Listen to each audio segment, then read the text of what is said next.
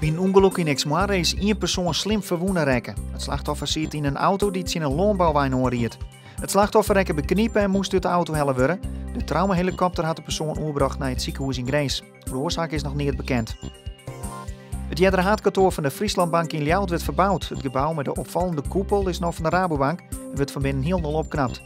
Wel bleven verschillende beeldbepalende elementen van de Frieslandbank behouden, als de oude kloes. Dat is nou een trogon.